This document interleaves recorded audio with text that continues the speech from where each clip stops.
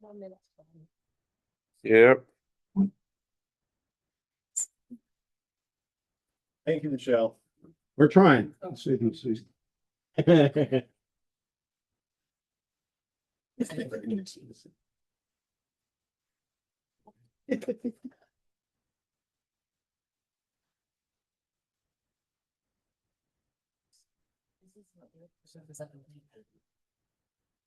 You want to put it on another piece of paper. It wasn't writing right. Very Yep. fair.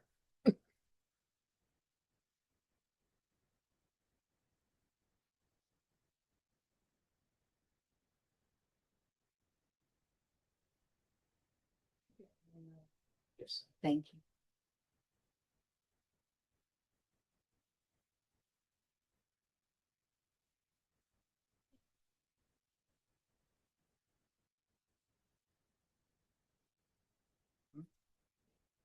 Exactly.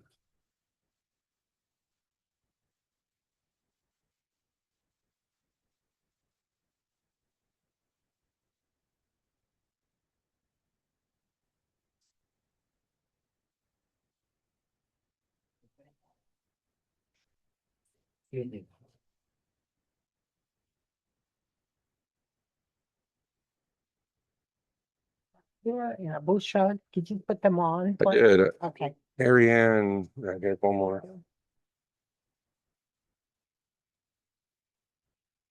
You'll have to catch the others.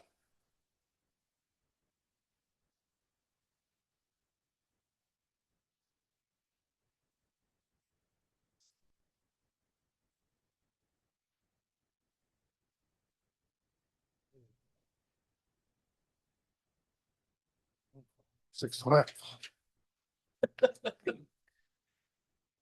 Yeah, I've got 5:59. See who else joins us here. Hopefully that's it. Hasn't been joined? The Caroline hasn't been joining? No, Bouchard. Bouchard, I don't know about it. I don't know. Oh, is that? Is Yeah, that, one more waiting. I think I got them all. Joanne, whatchamacallit's Oh, daughter? Mike Miller. Where's he?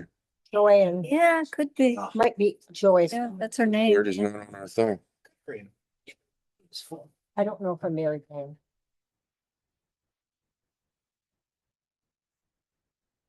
Oh, here they are. Or Bill Chilton, I bet it's.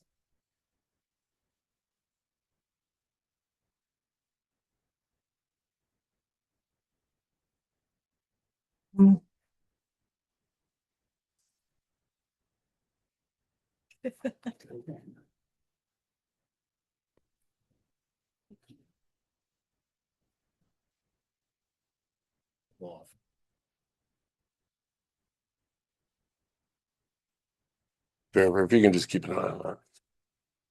All right, I think we got everybody. It is now 6:01. And let's get started here. A couple things up front. We have to review and approve the previous minutes from 6:10 and 7:2. I went through them. I have some comments, Sharon, especially on the 7:2 minutes. I'm just going to give them to you, but there was a carryover. You say carry forward expected to be approximately 40,000. I said carryover. This is funding from last year that Correct. was excess. I just put from last year's budget. Okay, you just added that. Yeah, and there's Clarify. about the homestead tax rate. It just didn't make sense the way it was written, and non-residential tax both went down. Right. Well, actually, yes, the school tax went down. Everybody probably has that by now. FEMA has been put into the highway count, and this paragraph here should be eliminated. We were just talking about that off the record. Okay. As all right, information. so out. All right. So we have that, and then on the I also Okay. noticed that you said that the tax rate paperwork was attached and it wasn't in the, Oh, it should have been. yeah, I just noticed it Yeah. today that it Okay, wasn't it there. wasn't there. So that should be attached, should be I scanned it. I thought I attached it, but perhaps Okay, let's I can attach. send it to Nick too. I just noticed it today. that's fine. I can do that. I have to make these changes anyway, so Okay, I'll go forward and attach that and make these changes that Glenn. and then I just have one comment on the June 10th minutes. Right, Under non-agenda items, we talked about EMS committee. They actually had started to meet, so I just noted that. Right, Because where are you? that happened before the meeting. July 2nd? That's this, No. that's this one. Okay. I'll give that to you. That's the A only lot of comment I different have. pieces of it. Okay. So just add that. Yeah, Okay, yes. all right. So I will do that. And assuming that those corrections are made, I can make a motion to accept the 2 sets of minutes With changes. with the changes, with the edits. Okay, Yep. No second. okay. All in favor? I, All right, okay, so those minutes be approved Okay. and changed and put on yep. the website. Are there any additions or deletions to today's meeting? One minor thing I heard from the fireworks company today, so we can have a quick chat about that. Okay, we'll add that under non-agenda.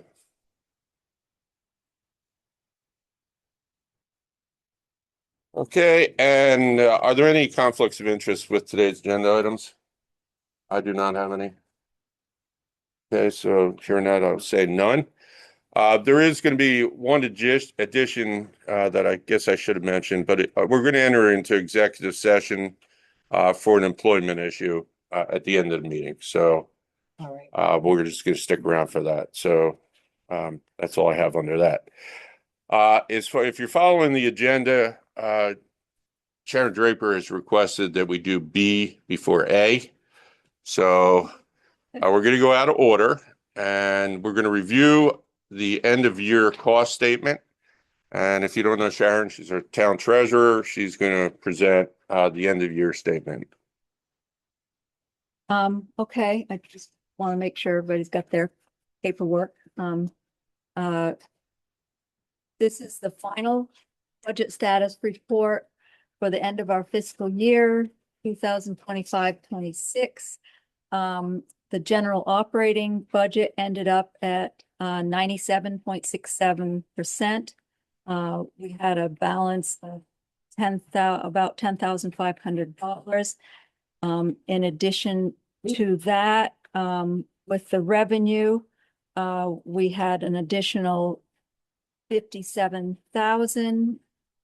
So we're going to use we'll be able to use some of that 40,000 to, knock down the tax rate, which we, already did. We were able to knock it down, that would be about a penny. I don't know if anybody has any questions about any of the expenses on the general operating budget.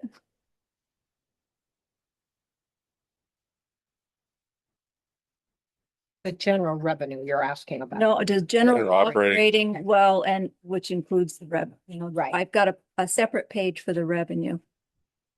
Is there anything budgeted for the first half of the year that was just pushed back, then that's why we're under?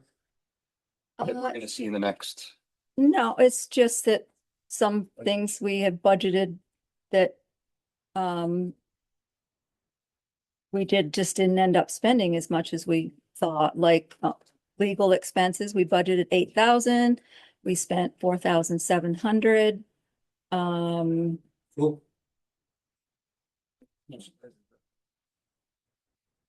Okay, came pretty close, So within saving, $10,000. so there were savings. It was just, under budget, yes. Yeah, under budget. Yeah. Right, expenditures under budget. Okay, does anybody have any questions? We're going to continue to update this on a quarterly basis. But this is the end of the year, so as everybody could see, I guess we did a pretty good job budgeting last year and pretty much know what the costs are from year to year, except for escalation. But Inflation. yeah. inflation, and nobody knows what that's going to be. So And then the highway account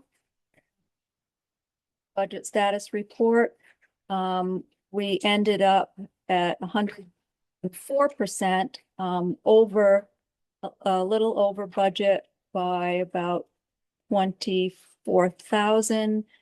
And I pretty much blame that on the unexpected repair on one of the on the 2013 Freightliner. Right there, that threw us off budget. But 20,000 right there. Yeah. yeah. As far as the revenue for the highway department goes, where was that?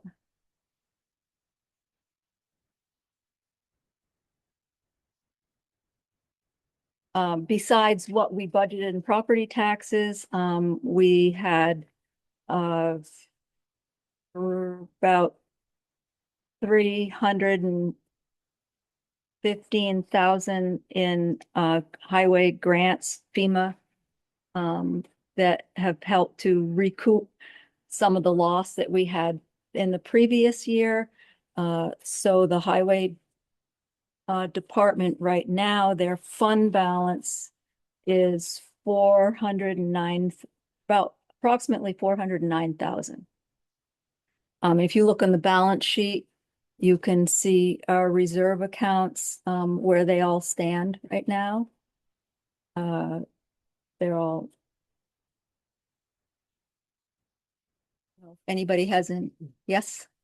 On the balance sheet, is there any way you can get, or you can do with the software you have, prior year to this year, so you can at least compare how the balance sheets were between 2 years? Yeah, I did this myself because I put it all I on, think it's great. yeah, I put it all on one sheet, but no, I can do that. I can, Yeah, I think easily. it'd be good, so we can see how the towns. yeah. Thank Yeah. you. Future reference. Yeah, Okay. Warren, the one that jumps all over the place is highway because of the funding that takes us 2-3 years to recover. Yeah. You know, I mean, some of the stuff that Sharon's talking about, just so you know, is from the July floods from That's right, 2 years ago. 3 years ago. Yeah, yeah. Do you have a copy of that, maybe? Chief? Absolutely. There is It's a another copy right here. Yep. Sure. Yeah, mine. Right. Oh, good. Well, there's. Yeah, there's another copy. There's a couple copies up here. So, Okay, so shape. yeah, I think we're in good shape. Are there any other questions? Nancy?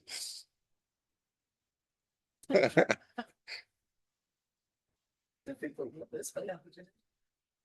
What is it? There was something passed. In Montpelier, an H933 that increased the pilot up to 5%. Is that what was 1%? And now it's going to increase being more revenue for us? We don't really receive a lot of funds in I mean, right here we have the state pilot, 16,658 is what we receive. I did receive what we're going to be getting next year.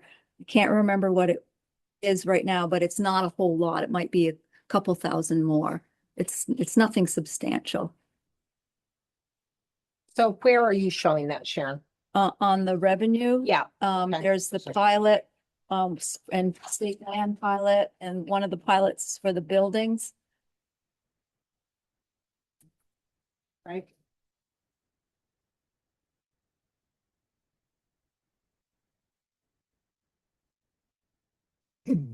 Would explain what that is for people who may not understand.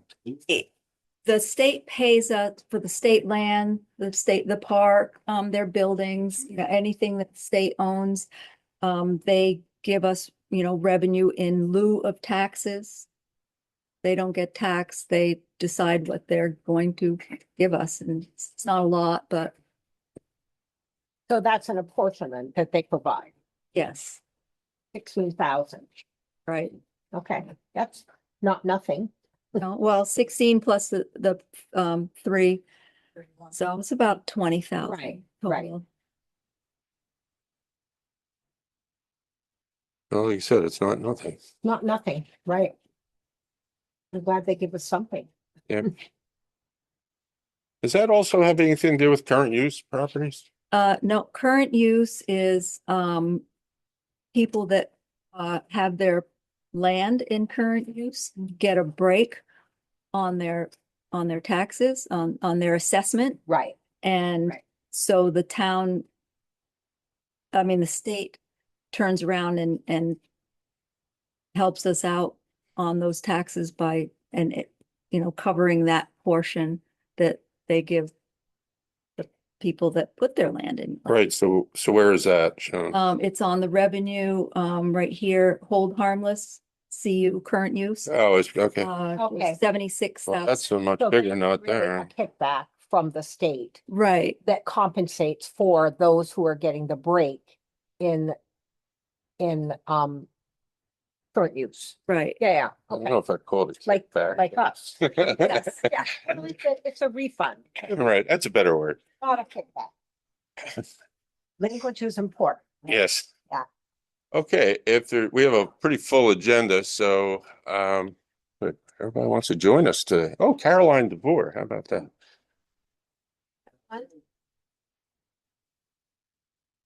Joe Greason. Oh, that's good timing.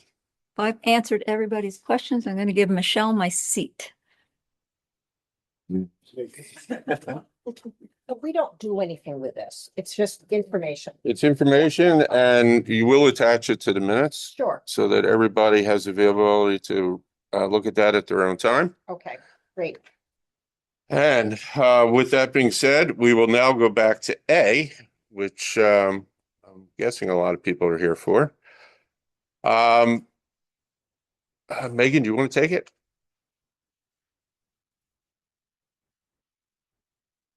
So, yeah, we look real quick here and just say a couple of things and then public comments, we can approve. So I did just want to remind folks that, we've worked with the local Elmore Planning Commission for a year and a half on the town plan update. And some of those members are here today with us, and there has been several, public meetings and input opportunities throughout the process. The local Elmore Planning Commission held their public hearing back in April. And then they also had another follow-up meeting to address public comments in May. And I think they did a very thorough job of trying to go through all the comments and address those comments that are reflected in the draft that has been warned today and presented to the select board for proposed adoption. And I do just want to remind folks, your town plan is really meant to be a guiding document to kind of act as more of a community visioning document. It's a non-regulatory policy document. The information and the maps in the town plan are meant to be for planning purposes only. They're not for regulatory interpretation, so I just want to be clear about that. Your regulations are your zoning bylaws, which, the Elmore Planning Commission will start working on some updates to those in the fall, in coordination with your local zoning administrator, of course. So those are your regulations, but your town plan is really meant to be more this guiding policy document, to help provide a community vision. We're here today to hold the select board public hearing. And so this is, the first public hearing that the select board has held.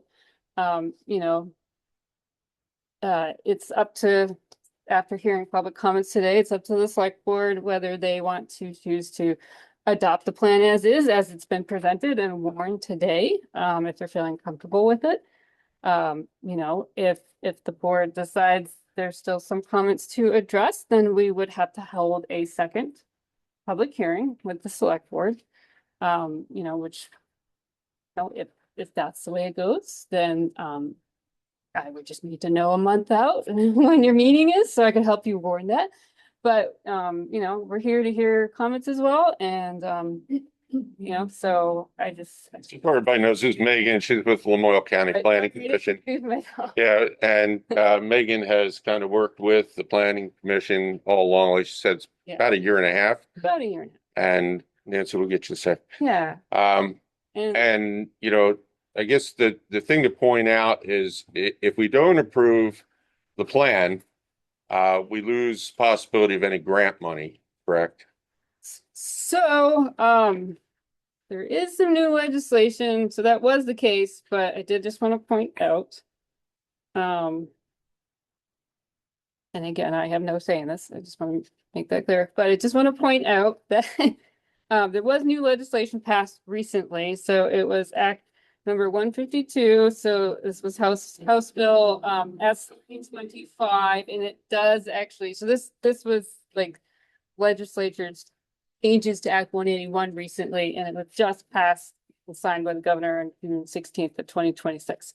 It does actually extend your plan expiration date and give you a little bit more grace period. This wasn't the case before. So technically with this act, you have more time if you need it. So what is the grace period extended to, Meg? So it has actually been, so for plans that would expire in 2026, it has extended it to the end of December 2027. So, 27? 27? So 18 months. but just to be clear, there's a municipal planning grant the town has to focus on the bylaws. So I do want to be clear that there's only so much time left for your local planning commission to shift gears and start focusing on their bylaw updates per the Home Act, Act 47. Right, that grant's been approved because I signed for It's it. been approved. weeks ago, yeah. There's only so much time under that. Right. Okay, So just keep that in mind. all right, I think Nancy has a question. I have a process, question. Sure. I understand, is this a meeting to take testimony on the town? Has it been sent to the regional committee have we received their approval for that to come back to the select board with So- any suggested changes? So great question. So as part of this adoption process, prior to us getting here today, the Regional Planning Commission actually did a town plan review. And back before it came to the select board, there was a couple minor things that the Elmer Planning Commission addressed at their May meeting, and so it meets statutory requirements. So it's been approved by the regional planning committee. No, that happens after the select board adopts the Right. plan. Okay, all right. So this meeting is for testimony This about is- the plan. This is for And public then it'll comment come on back the to town plan. If they approve it, it'll come back to the select board and with any suggested changes. Well, no, that's already That already happened. happened, That right? already Yeah, we do that as a preliminary review so that the Okay, so now planning this is- commission locally can address those comments before it Okay. goes to the All right, adoption excellent. process. Thank you very much for that. Yeah, no problem. Good question. Just had a basic question. How often, I'm kind of new. How often do we do this? Is this a 1 year thing? No. No, no. So it's 8 been years. 8 Years. Yeah, a long time. Okay. Yeah, And Yeah, long time. it takes a long time. I was part of the review this year and the previous one also, but it takes a year and a half to go chapter by chapter and go back and revisit it with all the comments. It's painstaking. You try to read 100. Yeah, Yeah, it's a tome. yeah. It's a So lot. the planning commission really worked hard on this thing and spent a lot of time on it. And I'd just say that there were some requirements from the state with new legislation that had to be addressed. But it seems like the planning commission took the time to go through and address a lot of other changes that have happened in the community and didn't just stick to what we were required to change by statute. Good. And Nancy, do you have another question? I have other questions if you don't mind. Well, this is the time. Okay. I want to know how much public input was there and if you could break it down by the number of residents, visitors, property owners. And if you have that, it would be great. And any minutes that you have, I'm assuming those would be online. They're all online. There are. Mhm. But do you know how many people that you said you got input? So how many of those people? Megan, I know every meeting was warned. Every meeting was public. They were all public meetings. Everybody had the opportunity to attend.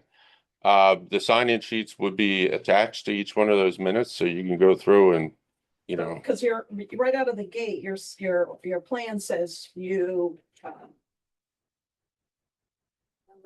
And you broke it down by how you got your input. So I was wondering, I'd be interested in that data and other boards, if you spoke to other boards. yeah. Other what boards? Any board committees that in regards to the town plan? You mean any of our town board committees, Yes. we like the DRB or whatever? Well, the planning commission, the planning committee was basically the one that came up with this stuff. Correct. Right, Yes. right. Did you talk to like other town boards, like to get input on how to We, do this? we do get information through LCPC because obviously they're doing this for every town. And they do, and I don't want to speak for anybody on the planning commission, so please jump in. The information is given to the planning commission and, if it's relevant to this town, they incorporate it. If not, they don't. So, there is information that's coming from other towns. We're not in a vacuum here. What other towns do you work with, Megan? We work with all the towns in the county. In the county, right. County. So, yeah, so all the town information is all happening at the same time if they're reviewing it, and their old ones also. So I think the information's pretty much the same. I Yeah, think it'd just be important to know, visitors, how much input. Number of visitors, property owners, residents, anybody, just to have it be transparent about who contributed to this information. And how you arrived at what you did. I mean, that's all in the meeting minutes again, Mhm. so that would be based on, but members of the public who signed in. You had a similar crowd, I'd say, to this, back at the May 7th Elmore Planning Commission meeting, when all those public comments were being addressed by the Elmore Planning Commission. And they were actually posted online too at that point, You so didn't keep a summary, a specific. no, that's not normal standard though. No, I mean, That's it, she's for everything. yeah, Yeah, just like everybody signed in this meeting, we do the same thing, and the sign-in sheets are posted with the minutes for every meeting, so that information is available. I can go and look at that myself. Right. All right, Yeah. thank you. yeah. I have just a couple more questions and I got a couple of comments. When you say, objectives, policy, well, when you say policy, are those state policies or those town? Because they weren't really identified. So you mean like the statement of objective section in the Yeah, beginning? yeah. Yeah, so those are more, those are more related to like the town's overall overarching objectives for the plan. But are they state policy or is it the town policy? No, it's related to the town. So for instance, So everything that's listed as a policy refers to the town policy and not the state policy. yes, so if you're talking about on page 5, for example, where it says statement of objectives. Right. Yeah, so those are more of the overarching objectives for the town. Yeah, I'm talking about you got policy on there where it says policy. Which page are you talking about? It's on all of them, all your chapters. So yes, those, so the one, you're talking about the policies at the end of each chapter. Yeah, so those are related to the town. So With those the are town just plan. strictly town policy. They're not state. Yeah, they're town policy. Yeah, They're town. Okay, because it wasn't clarified and that's why I'm asking. okay, yes. Yeah, Okay. sure. And is, you've got a lot of, I want to know, you've got a lot of renewable energy, housing growth, and you, refer to the Elmore's rural character. So, I'm wondering if there's a conflict with one of those. How you're going to resolve that? So if you got renewable energy, but yet you want to keep the rural Aesthetics.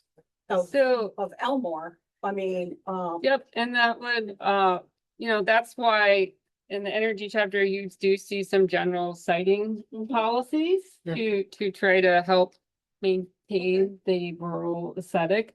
But also that kind of environmental consideration would happen under section 248, the energy siting Okay. process through the state and, as the Public Utility Commission of Vermont reviews the proposed energy project.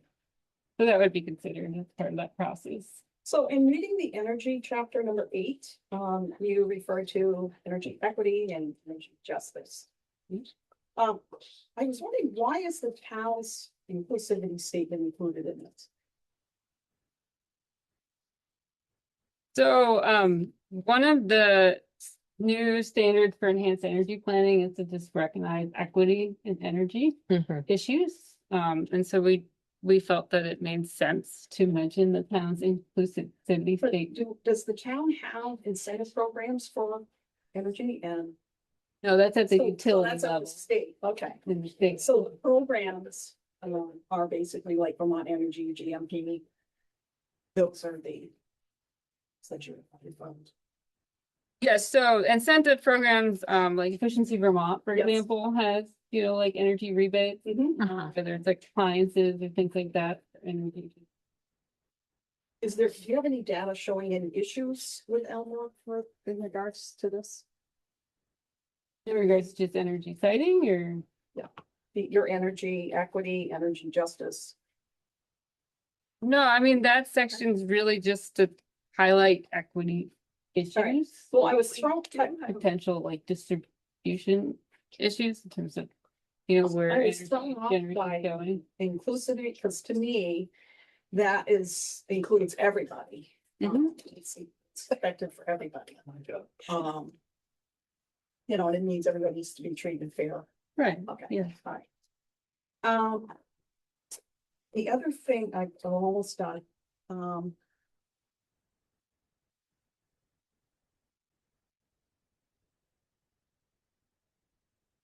The last thing I'm gonna say is.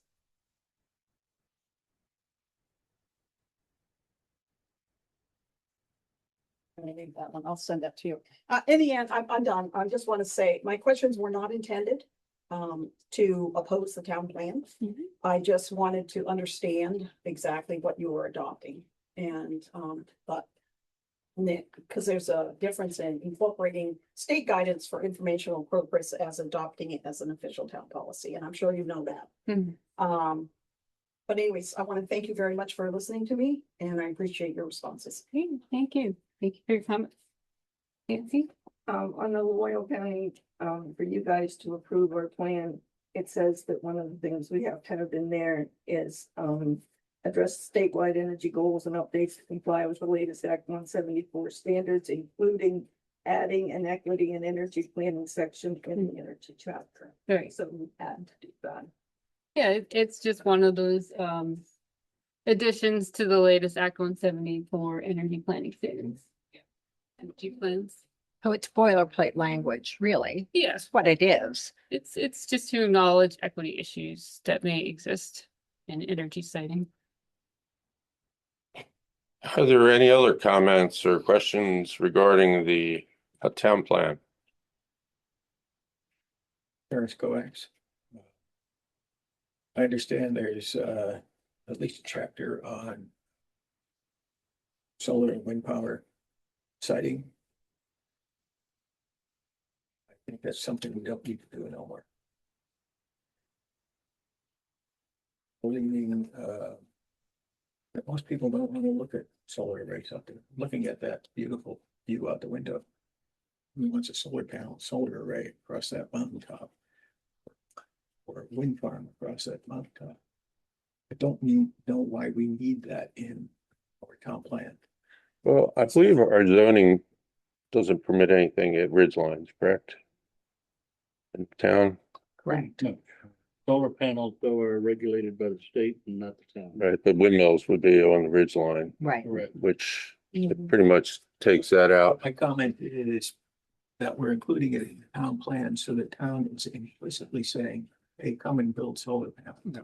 That's all that. No, it actually, so the energy siting section, it actually highlights several, like environmental constraints, and it also called out, not having, like solar in your 500-foot shoreline, for example. Not having any kind of utility or larger scale solar. It also calls out your forest reserve district as, again, an area where you're not going to be putting, larger scale solar or anything above, in the forest reserve district above 1,200 feet. So there actually are a lot of citing criteria in that section that tries to preserve these natural areas like forest reserve. Presumably, if we did mention it at all, they'd be preserved. Well, so Necessarily. one of the values of having an enhanced energy plan is it actually gives the community more say in the section 248 siting process. If you didn't have an enhanced energy plan, then, you know, the utility commission can be like, oh, I'm not gonna even look at your plan. I mean, they'd have to somewhat look at it, but really having this version of an energy plan that actually meets the Act 174 standards gives the community more of a voice, because it means the policies and the actions in your plan hold a little more weight in that energy siting process. And what we map in here, again, like I said, these maps are just for planning purpose, but we're only mapping the solar sites that are 15 kilowatts or greater. So we're only mapping like commercial or larger scale solar sites. We're not mapping individual residential sites. So yes, you have to map at least 15 kilowatts or greater per the Act 174 standards. That's actually standard number 12. But again, it's a solar potential map. So at the end of the day, it's up to any private planner to decide if they want to put solar up. It's, you know, and then of course you got to work with like a consultant like Suncommon or somebody to figure out if it even makes sense. Because some of these areas on the map where it says like prime or secondary, I mean, somebody might contact somebody like Suncommon and your roof's not structurally sound to put it on, you know what I mean? Right. Or you can't even have solar Right. at that site. Maybe you have a deer wintering yard that creates an environmental constraint that you have to work around. So these are really just meant to be planning documents. That's all. You know, it's really up to the landowners. Yep, there's a question back. So that was a really good clarification, because I was very concerned that the town was going to be promoting commercial solar by reading, you know. Right. And boy, we're almost off grid. You know, we're close. We're really close. So it's not that I'm anti-solar or anti-wind. Very anti-commercial. Right. Okay, you go commercial, you get caught with your pants down like we did on Hardwood Flats with the logging operation. You get roads, you get lines, you get environmental degradation. So I totally agree with this gentleman here. Private, absolutely. But if that's what's required, that you put in the town plan, you considered these, great. Who's gonna enforce that? Who said the state? The zoning regs, No, the zoning regs. the Okay. zoning regs and the state. Okay, and right now, the zoning regs say what? They don't address it. Exactly. That's the problem. That's the problem. You got the cart before the horse. Yeah. So. Yeah. but I think Dean's ahead of you, Warren, but Zoning ordinance, we have to have So- policy Go ahead. statements in the town plan. Yes. So Right. that's where we're working at there, and I don't know. Outside. Dean, yeah.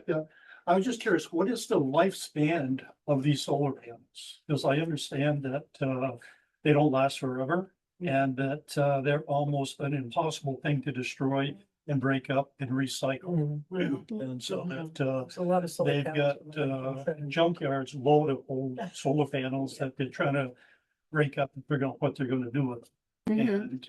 And if you recall, about 3 days ago, when we had those 3 days of 90-degree heat, they were already on the radio saying, please don't do hot water showers, do not do laundry, do not do all this cooking, turn off your AC because the power grid can't handle it. But I didn't hear them say anything about not plugging the electric car. Yeah. We'll have to drive to work. Right. So I just didn't know what the length or lifespan of Yeah. solar panels actually are. I mean, usually they're like, Depends on the manufacturer. yeah, it depends on the manufacturer, but usually they're like 25 to 30 years but even after that, you know, your efficiency just goes down. Right. It's not that they're not usable at all. Right. Do you have a market for them? Do they last, if they last 10 years, so then you gotta go through and spend thousands of dollars to replace them, or hundreds of thousands of dollars to replace them? Do you have a market for the old ones that were there, or do they end up in a landfill somewhere, waiting for something to That's up to the destroy company. and crush them up, break them down, and recycle them into something else? So just Yeah. one point of clarification, these are solar sites on private. That's right. landowners. The town, it does not have any statement on the town pushing for a town-owned solar or wind array in the town plan. But if we have fields of solar panels that are producing power, do we have a way to store it, harness it? and hang on to it, or, Goes right because back. we got no way to get it out into the power grid, right? But we don't have any That's up to the commercial, Power company. I think it goes commercial right back. solar array fields Yeah. at this time. No, I'm just saying, at this time, we do not have Yeah, it. Dean, I mean, we have solar panels on the Newtown garage Right. because that's what everybody wanted to Right. do. And right now, we're producing way more energy than we need Right. in the summertime. At least it's because something. we've got a couple LED lights in there, so all that power is going back into the grid. We're getting reimbursed for that. And then in the winter, when it's cloudy every day, we're not generating any power, then we're drawing back from the grid. So, but again, that's a small array of panels as Right. opposed to a field. And I have the feeling in listening to everybody and everything I've heard, nobody wants to see one of these fields covered with panels like they are in Morrisville. I mean, that's not us. Thank you. So, there was talk about, if somebody has a property that's in the middle of nowhere, you can't see it, maybe that's okay. But that needs to be addressed for sure In the, in the zoning. And, I feel strongly that it's never going to happen because people are just against it. So we got to make sure that it's covered because it seems to be the will of the people. Nobody wants to see the panels. I think everybody's talking about commercial, not private. right. Yeah, private We is don't- fine. I mean, But what would happen today if somebody took 25 acres and said, I want to put a commercial solar farm in Elmore? What would happen today? Charlie, can you help us with that? State Public Service Board is the one that Yeah. grants the authority to do the things like Yeah. that. Then we have no say Zoning does not have any say in it. at all. So we could never stop commercial in Elmore? Yes, you can. Yes, you Oh, can. sure. Thank you. My name is Brian Evans Mungen. Yep. I've been in the electric industry for 35 years. I have worked on generation projects, including an earlier version of Lowell Mountain before it Thank became you. Kingdom. Yep. Okay. There is a public process throughout the whole stage. Okay, even at the local levels. The public mounts various campaigns, public campaigns, whatever, to help persuade, dissuade, whatever it is that the people want. Okay, but as far as a private property owner is concerned, they've got utility issues that they're going to have to deal with. They're going to have to work with the public Department of Public Service of the state of Vermont. They're going to have to go through an approval process with the Public Utilities Commission. And there's every one of those is a public process where people can chime in one way or the other. But it doesn't devolve down to the local level, Again, it's all at state level. and we don't even get notified. Yeah, so just so I can have a follow-up question. When the planning commission reviewed chapter 8, was it notified to the public, when you were doing it? Did anybody attend? Did anybody know when you were doing chapter 8? And did you notify them that we're talking about commercial and solar and wind farms? I just would like to hear that from the planning commission. I'm not a planning commission member, but I did chime in. I sent in comments to the planning commission, highlighting that I believe that the limitations that are currently listed in chapter 8 provide for a sufficient evaluation, both from the property owner's perspective, but also from the community perspective, to be able to see and know what's going on. All right, so that was one citizen of Elmore. Did any other citizens get involved in chapter 8? well, Trevor. Can I has just- the thing. I'm just trying to understand the question. I just want to encourage us to go through the chair and the conversation. Right, yeah. Yeah. So Between each if other. we could ask, Yeah. maybe. Maura, I mean, the entire planning commission is either here or I get it. online. Yeah, So, Directly, I have to ask. you. I mean, Bruce, you want to jump in? Well, I would say everyone in planning. Or Nancy? At Elmore, and when we looked at the restrictions that go in terms of where any type of facility may possibly go, it's pretty severe. The emphasis on was maintaining the rural character of our town. I mean, that's been clear all along. It was from the comments that we got on the draft plan and when we had the public hearing afterwards. But many people commented on that. We're very sensitive to that. I can tell you that I don't want to put Megan on the spot, but there was an energy planning standards for municipal plans that said, kind of like, if you sign on to this, you'll be looked more favorable by the state for an institute.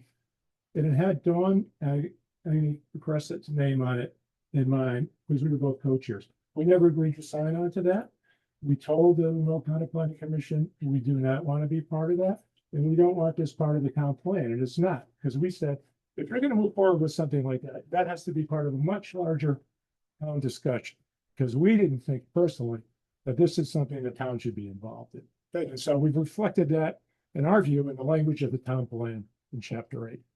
So my follow-up is we've learned that one person gave comments on the energy chapter. And I guess my point is, the only way people got here tonight was on front page form to understand what was in that chapter, and the town has yet to notify the public that this is in there and maybe we should have a meeting about it. That's not- Every meting is warned. I get that, but Bruce? they Yeah, I just specifically really have say to it push was back. chapter 8 energy. I don't know if that's true or not. It is. Everything was warned, all the language was out. What I said. Now, I know, Warren, so your primary concern was what was gonna happen with Forest Reserve. I'm looking, On, I'm looking at on the the town. other side of the mountain. You told us that. And so we had a very large turnout after the public hearing. Before we made a final recommendation, move the draft plan forward to the select board for final consideration and approval or voting down. But we explained a lot of stuff on that. Nobody came forward before on in terms of concerns about chapter 8. And I can tell you again, there's severe restrictions. If you actually read the chapter, you're going to see very severe restrictions where anything could be built. Right. And we think that really is the character of the town. Now, the next step is going to be on zoning bylaws. And I think we're well suited to make this kind of restrictions on commercial enterprises that the people of Elmore want to see. Nancy's got a question. I don't have a question. I just have a list of the areas prohibited, commercial or utility scale. It's the forest reserve above 12,000 feet. It's remote area overlay east of Route 12, south of LaCache Road, Simmons Mill Road, or Brown Hill Road, respectively. They're a quarter mile or more. We're pretty specific in what we put down. Part of undeveloped shoreline, land 500 feet from Little Elmore, Little Pond, and Hardwood Pond.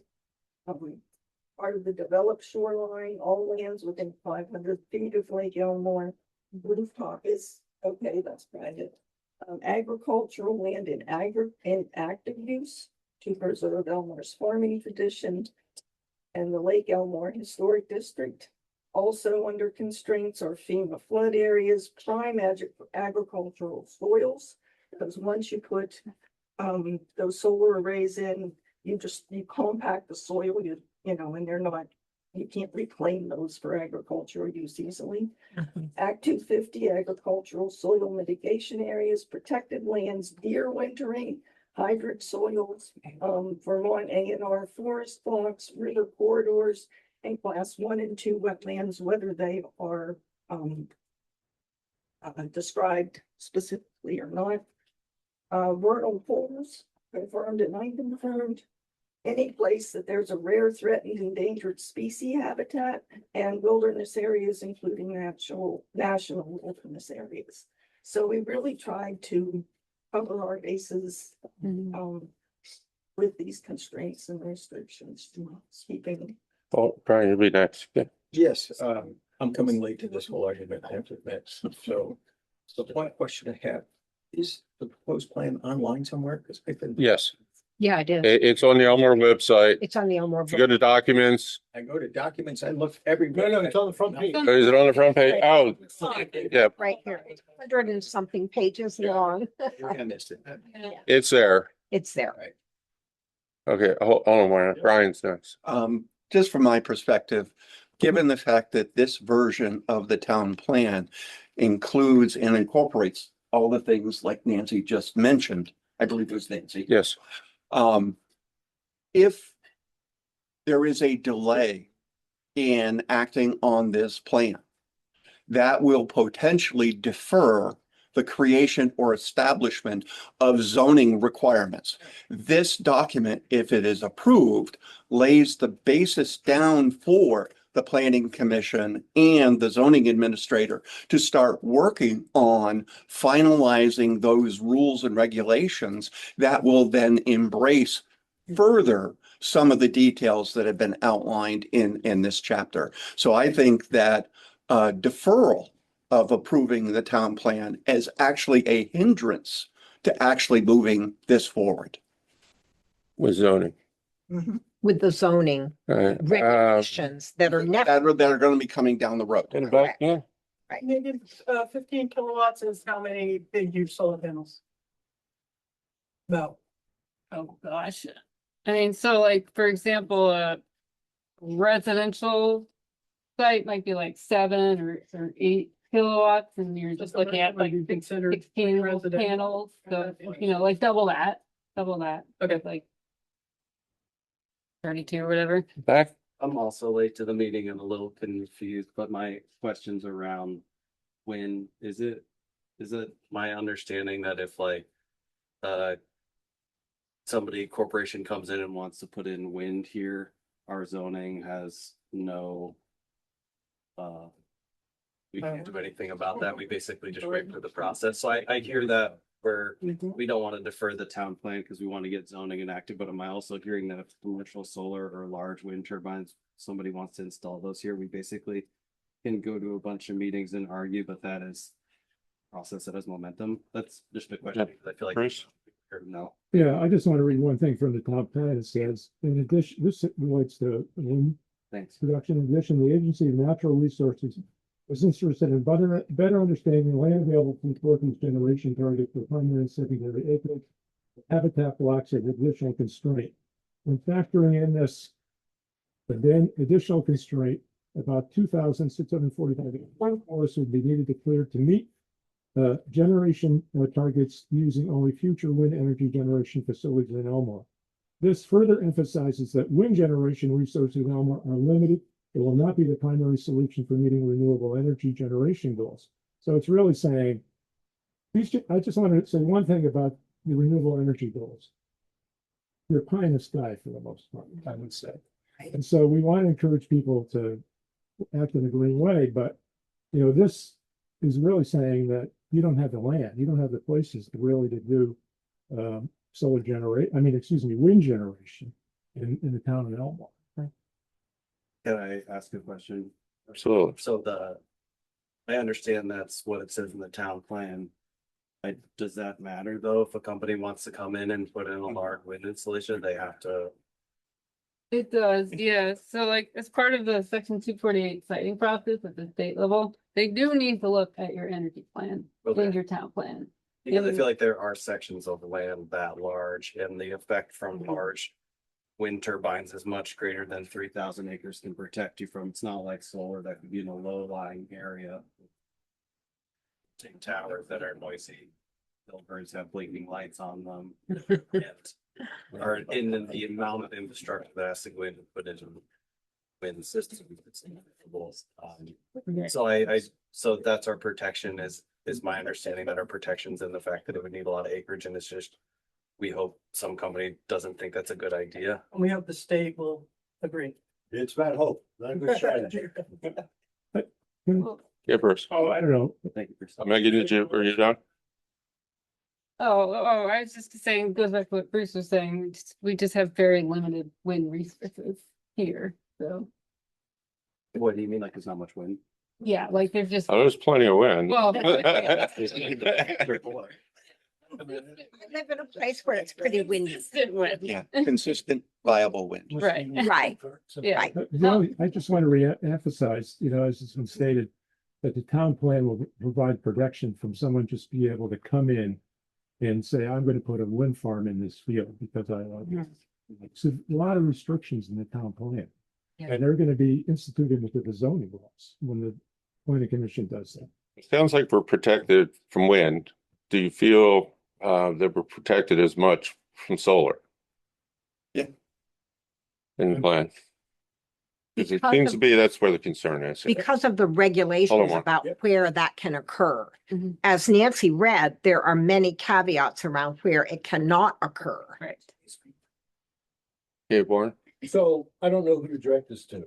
but Nancy did read out, I think it was defined as, presently classified as agricultural land. But if somebody was to come in, and this is just an assumption, just want to understand it, but if someone was to come in and buy 200 acres of agricultural land and take it out of agricultural use, they can put up solar farms. True or false? Still prime agricultural soil.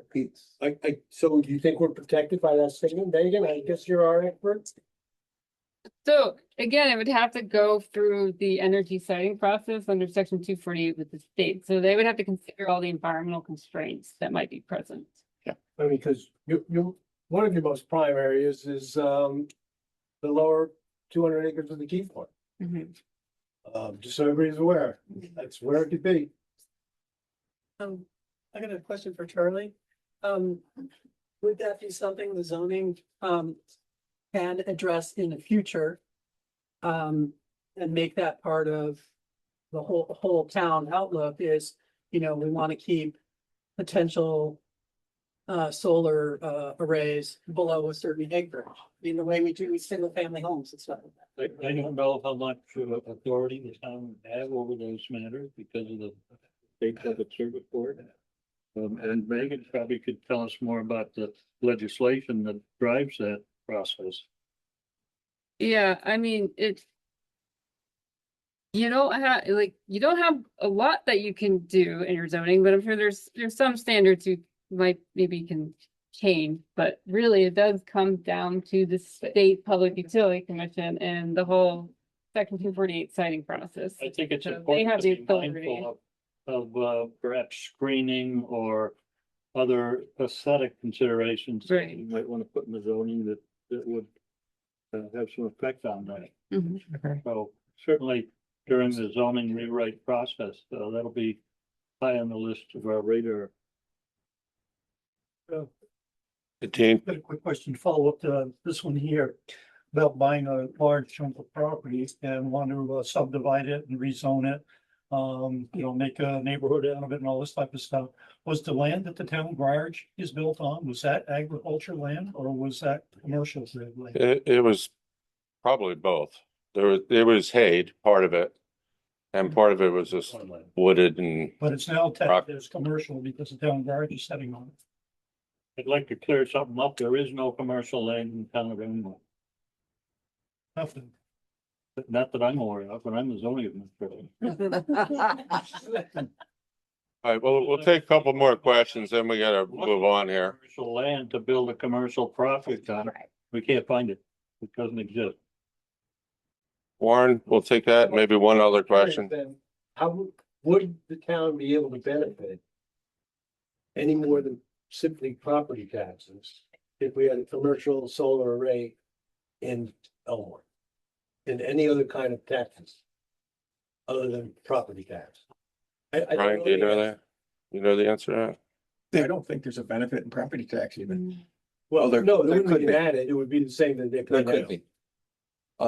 Generation projects do make property tax payments to the community in which, if they're commercial projects, Yep. they will make property tax payments, either to the landowner.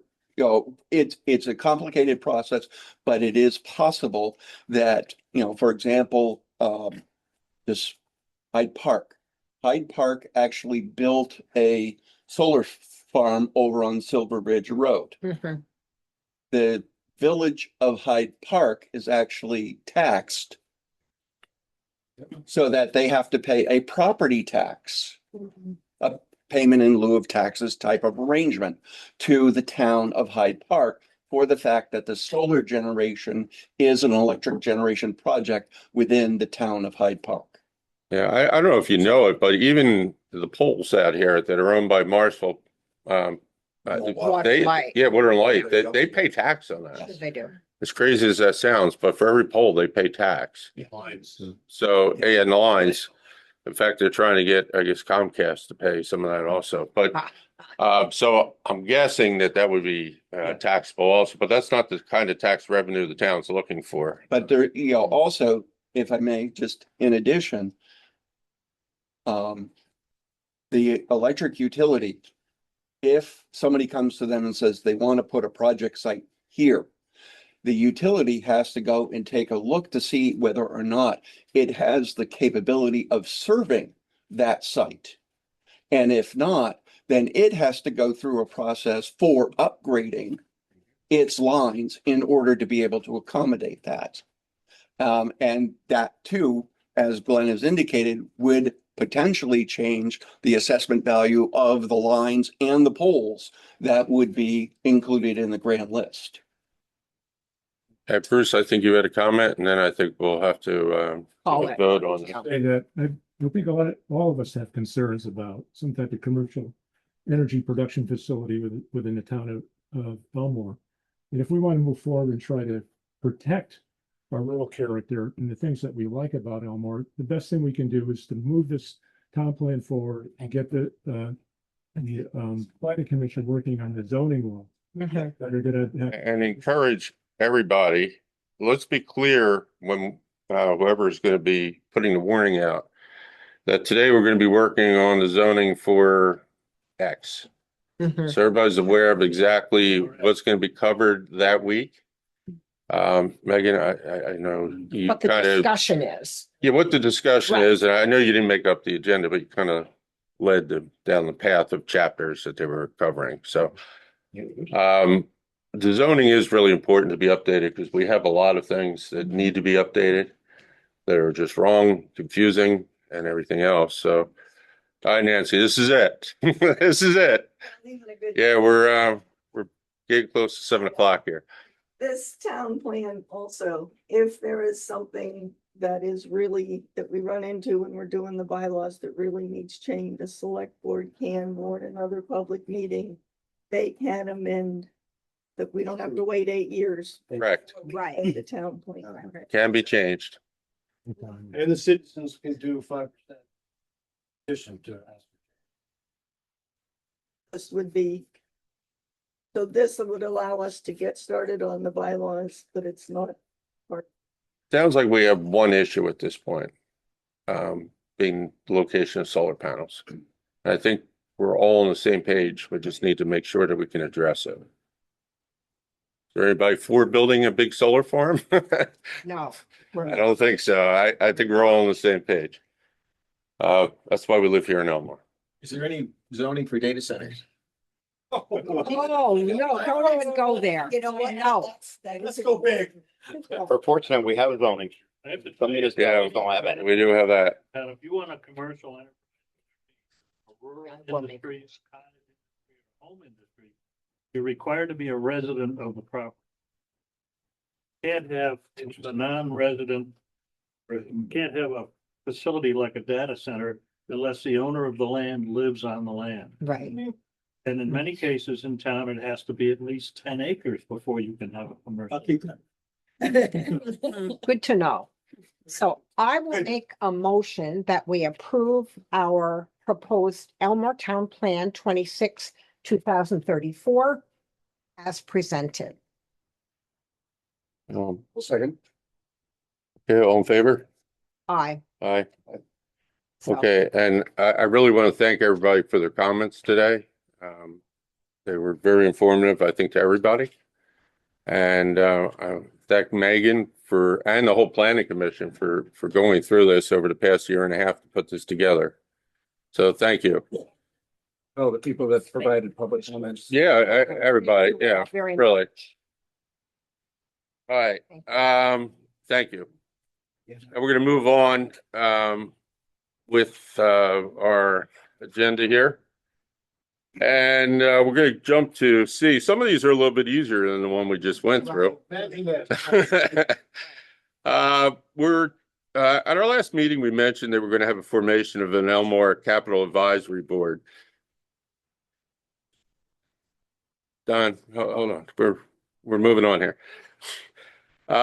So the advisory board for capital equipment, which Steve is included in that, and Brian and some other people, we reported on that last month, and we've been reporting on a monthly basis.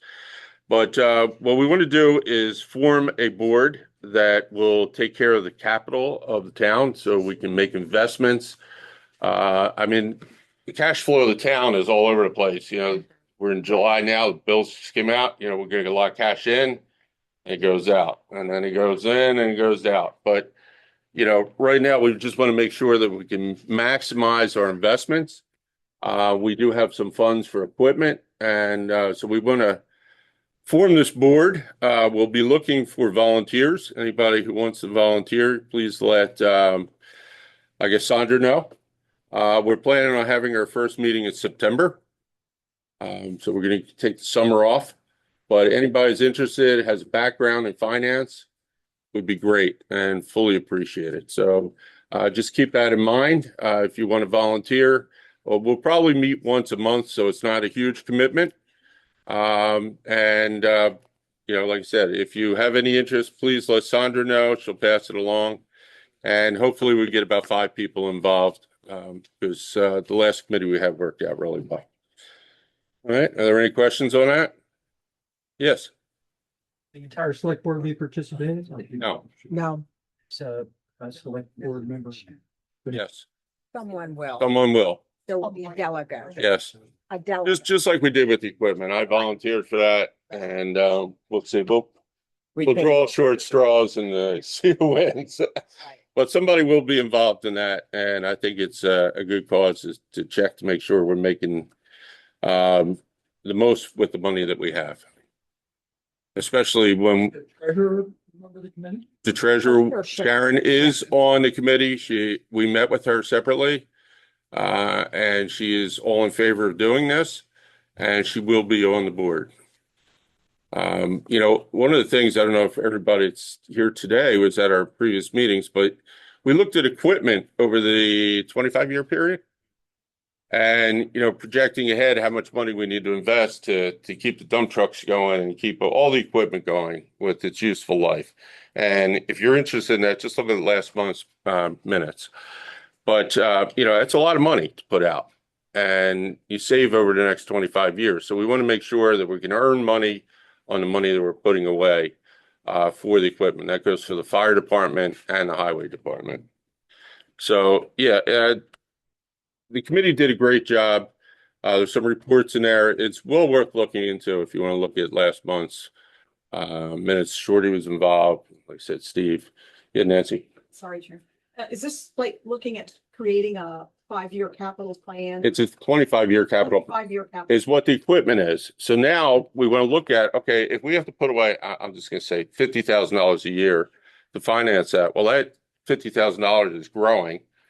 You're going to take some out at some point to buy equipment, but we want to maximize the amount that's in those accounts because, you know, it's going to take, I don't remember the numbers, but it's millions over 25 years. So if we can earn more than 2% in the bank, then that's what we want to do. So, No restrictions on investments or? well, we're not going to invest it in the stock market because it's public money. So it has to be conservative. So, you know, there's a couple different funds. There's a couple things that were mentioned. But yeah, if you want to be a part of it, if anybody's interested, by all means, join and help us out. Okay. Or you can just attend meetings if you don't want to necessarily. Yeah, attend the meeting and, you know, say, hey, you're crazy. Don't put your money there. No. Stay away.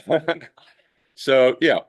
So again, just let Sandra know that you're interested and we'll get a list of people and we'll contact everybody and we'll meet sometime in September once the summer's over here.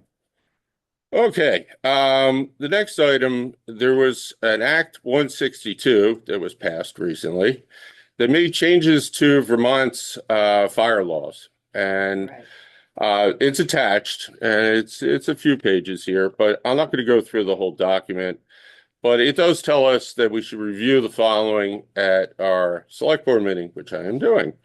So to ensure compliance with the new law, municipalities shall review Act 162 with the select board and fire department leadership. Well, we've done that. Right. Adam Audette, who is our captain, has a copy of it. And Trevor is the assistant chief. So they're well aware of it. We have to confirm the individual serving as the town forest warden, I'm sorry, and that is the captain. It has to be the captain. Chief, I'm right. sorry, chief. Right. Chief captain. And that is Adam also. So he is aware of it. He'll take care of that. And this is kind of a neat one. Ensure that forest, parks, and recreation have the current contact information. So we got to make sure we get that to them. If they don't already To have the it. state. To the state, to ensure forests. It's right on top of the letter that I sent out. And another thing that I don't know was in place before, but if you ensure record keeping practices to support wildfire reporting for reimbursement, we can actually be reimbursed for firefighting within DEC property. Yep. So that's something the fire department, if you respond to anything, that money's available. So besides from that, you can read through it. They're the highlights. And like I said, we were supposed to talk about it at our select board meeting. So, Steve. Question, and it may be addressed in the document. How does this change who you contact if you want to get a burning? Adam or Adam and whoever the. So Fire warden. Adam's the warden now, starting July 1st. He designates deputies to provide permits, and that he designated me to provide permits. So Adam will not provide permits. We use the same system we've been using the past however many months. And Adam can, it's just, it would be confusing if we're both issuing permits and we don't know who's issuing what. So I'll be the only person issuing permits through the website, like everybody's been using for the most part. I mean, good idea, try and Yeah. get. It doesn't really change much for us. No, it doesn't really change much. It's just the only action item is that Sandra or somebody should fill out that web form. right To give to back. get it in so they have the Do the information. report, It's right? all the sheriff's department too. After the permits. Yeah. Their number. You can still call. Yep. We're here. On the web. It is on the website. I mean, it's with the state website. I don't know if it's in the board over there, but. Yeah. It's on the text of the letter in the packet. Oh, okay. I think so. From the Is it? state of Vermont. No. No, we have to contact somebody locally. Oh, I see. Okay. Another issue. Okay, well, we'll make sure. I'm going to put that on the action list to make sure that that happens, and I'll take care of it. All right, are there any questions on that? It's pretty straightforward. It's just a requirement that we just let everybody know about it. Okay, the next thing, Trevor put together a local emergency management plan, and it is in the packet. He's asking for us to approve it. I know there's some phone numbers that are missing on Yeah, here. we just noticed that. Okay. This No. phone number in This is a document. Yeah. If Crystal. Well, I guess there's actually there's only one remaining question is, do we want to appoint a EOC safety officer? I don't know that that's even required, but I know it's something that we've had in the past. Who was it? That it was different at different times. I can't remember. Safety officer. I mean, we could appoint the health officer if we wanted to. That's pretty close, right? I think so. Yeah, we could do that. Who's your health officer? Marge, Kelsa. Oh, right. Yeah, why don't we put Marge down? Okay. Include. We'll let her know. The next time she'll come to the meeting. And we have her phone number. I'm sure we have her phone number. Yeah, we have her number. Now, Michelle does not have a cell phone number, I guess. Nope. So what number should we put down there? Just the Oh, number at the house or? Landline, yeah. The work number's there. We've got My work Number, home number's there. All right, so Garage just number. leave cell off. Is that okay? Yeah, he's got that. Okay. So with that, I've gone through it. It looks fine to me. I'll make. What you want to do, Sharon? Oh, I'll make a motion that we accept the local emergency management plan as presented, including the addition of the phone numbers. And Right. Marge Kelly. And Mark And Mark Kelso. Kelso. Okay. I'll second that. All in favor? Aye. Aye. Okay, that's approved. And that was quick and easy. Hopefully the next one is gonna be quick. Also, class Quick 4 question, road please. policy. What? I just said a quick question. I was Oh. wondering, I chatted in the chat. I didn't know if anyone was monitoring it. I just was Uh, wondering where the emergency plan is posted. It's now that we've approved it, it's gonna go on our town website and the state gets a copy of the plan. Okay, thank you very much. And if you haven't, it's attached to the agenda on the website right now, and it will be attached to the minutes from today's meeting. The old plan, there's an old plan on the website now and it'll be replaced by this. Right. Okay. Trevor, you get another one here. Class 4 road policy modification.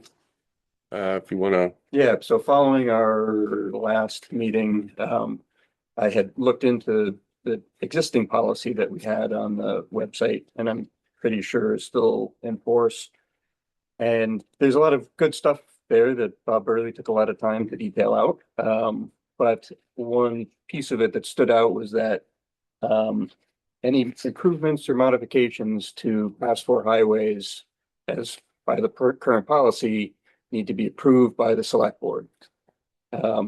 So, and we talked about that a little bit. We're not sure that necessarily makes the most sense, and it may make more sense to have the highway commissioner have that responsibility.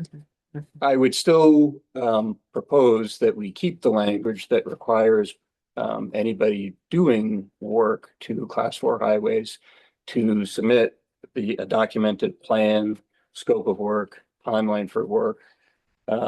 I forget what else was in the policy, but those are the big ones to the select board. And doing that makes it sort of public record. And it can be discussed at whatever length it needs to be discussed at a select board meeting.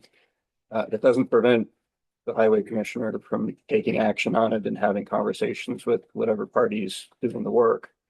And the select board would still retain the authority above that. It's just that it's been also shared with the highway commissioner. So what change do you want to make to the policy, which is passed to the? Well, if we're on board, I would move that we Because this is a signed document, so we're gonna have to change it, sign it at our next meeting. Right, warn it, right? Well, it'll be part of the next select board meeting. It could be on the agenda, right? And I mean, Michelle can give input if you're okay with that. I'm fine with it. Can I make a comment on this? There's extensive language in the zoning ordinance regarding new roads and road standards, a process to go through the new roads. Now, I know in the last couple of years since I've been here, there have been some town highways, class 4, that have been improved without any oversight, any significant oversight in terms of having plans, making sure that the state, whether it's Act 250 or some other enterprise, weighs in and signs off on it. And that there's a process in the zoning ordinance for new roads. And for example, West Loop Road is a private road. It's not a town highway. Right, So this will not apply to it. Correct. right. The zoning ordinance applies to West Loop Road. Now, nothing has been applied for or anything. Same thing with like Lakeview Road or King Road or Hardwood Flats Extension.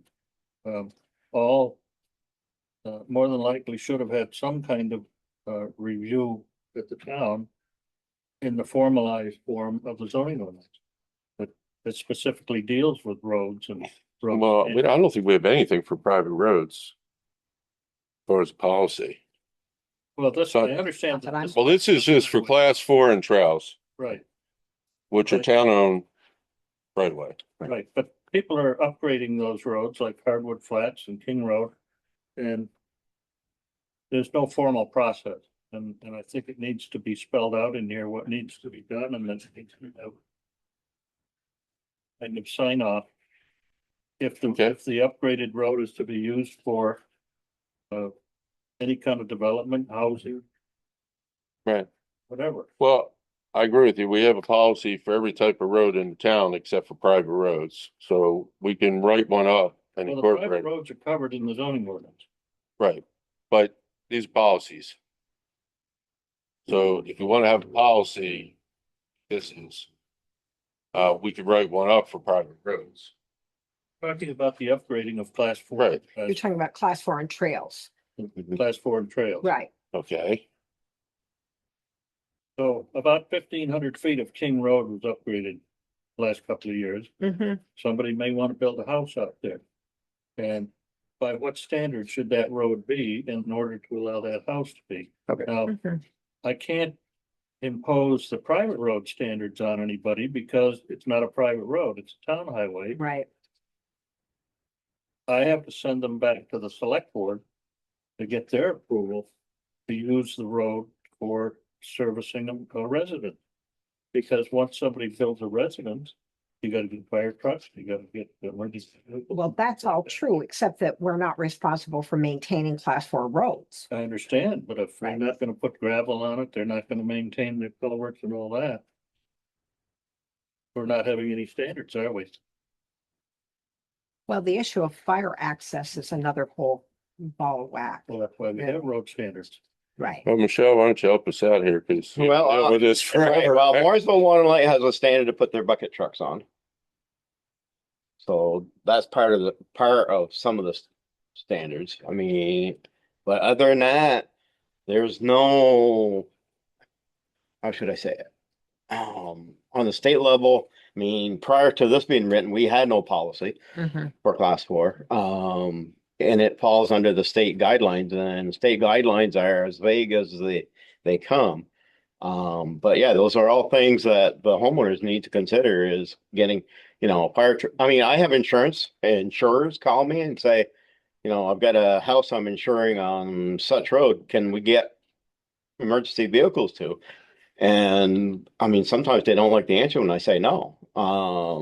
Just because of, steepness of the road so, I mean, the class 4s, I mean, are definitely getting a lot more pressure in the last year than we've seen in decades. But, those are things that need to be, visited just like our town zoning and upgraded and, So more pressure, meaning more use, more activity, more questions. more questions, more use. Right. Well, yeah, there's starting to be a little more use, but there's a lot more information gathering of what they might be able to do because these people own property out there that's been sitting maybe in their family for 100 years. Sure.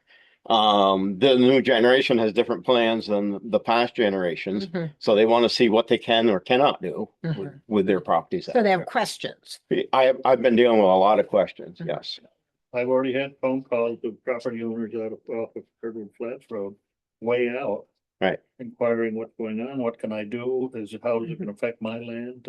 Can I do more things on my land now? Way beyond Hardwood Pond, Yeah, Right. past Sunny's. yeah. Yeah. But as a municipality, we have to keep those right of ways open because we cannot landlock people. That's been their access to their property. So we can't deny them getting there. Mhm. And the upgrade, and unfortunately, the upgrades are on them, not on us. It should be to certain standards. Well, like the Hardwood Flats one, they're building it. They're building the road up to standards for logging. They're Right. not bringing up the standards for a housing development. They're not building up to standards to put power out there. They are building it so they can get their logging equipment in and out. But that's all they're building it. I mean, I'm glad I'm not driving those trucks when they come out of there in January. It is very narrow. Anybody that's actually gone out there to look, I would not put my truck on something that narrow at that dollar value. I'd want it wider. But I mean, those are, the A&R rules for logging operations, of course, and forests, state forest and parks.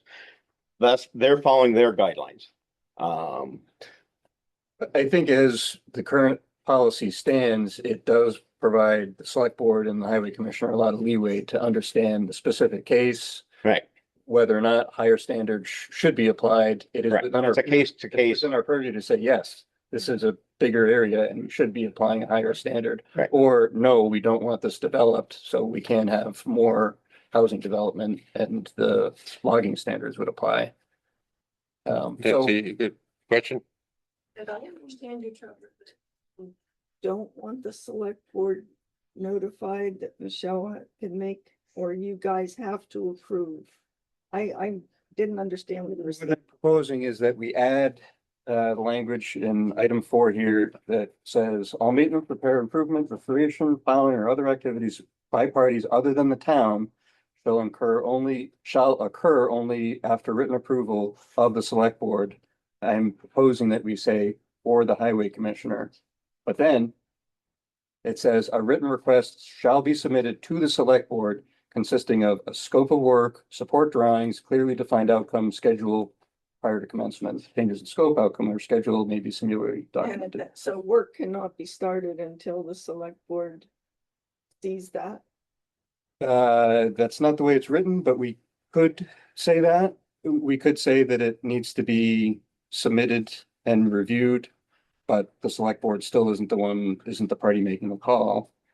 Right. The highway commissioner is. So, Well, state of Vermont is called, right, well, right, but you're really gonna be saying the words right. based on what the Alright. state of Vermont tells you. All right, I'm gonna make a suggestion, just so we keep moving here. Trevor, why don't you go back, reword this so that our next meeting, you can propose specific changes? Okay, I did propose, I guess I can, but You did, I did. yeah, That's what this is.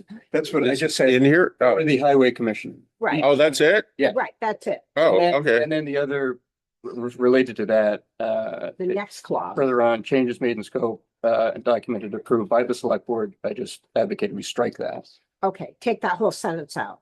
Uh, Changes in scope, outcome, or schedule must be similarly documented and approved. Period. Take out by the select board. Yeah. Omit by the select board. Got it. And I looked through it, those are the only two areas that discussed that. Off. Okay, Looked off. Okay, so those are the two changes. So then the I'm question fine with is, that. So what we'll do is we'll have somebody type this up I and, picked it up, oh, you did? add those edits and highlight them and look at it. Okay, and then we can just sign it at the next meeting. Okay. All right? so in the meantime, we're not taking action on this. No action at this But we meeting. know what we want to do now. Correct. We know what where we're All headed. right, Okay, that's great. right. Okay, are there any questions on that? Oh, All right. Okay, moving along here. We're up to F and every year as part of our stormwater permit that we got on the new town garage, we have to do an inspection. And the consulting firm that we hired to design the system has been doing our inspection, although I found out yesterday that we could do it every third year has to be by the engineer, and we could self-perform the other 2 years, which will save us some money. But they haven't told us that until yesterday. Not complaining, but okay. So on April 18th, they did an inspection. They found out that we have additional impervious surfaces have been created out there that are kind of out of our existing permit. So we've met a couple times with the engineer. We met again today. It looks like maybe a 1 acre area has been stoned in, is being used for stockpiling sand, pipe, gravel, everything up there, and it's really necessary. So we looked at a lot of different things that we could do so we can get this thing back into conformance, but it seems like the easiest and cheapest thing to do is dig a new pond. And that will be up on the upper field. They're up there today just looking for wetlands. I don't think they're going to find any. Assuming that that's all good, they're going to tell us where we could put this pond, and then Michelle can keep his yard up there so it's a forever. retaining pond. Yeah, it's a retaining. Yeah, the water. The problem is we get all the water coming from everywhere right on our site, And there's quite a bit of erosion. So we need to get that under control. We have about a year to do this, but we'll try to get it taken care of as soon as possible. We're gonna try to minimize the cost, and then from here on out, we should be good because Michelle's not gonna build any more areas out there, Right. right? Nope. Okay.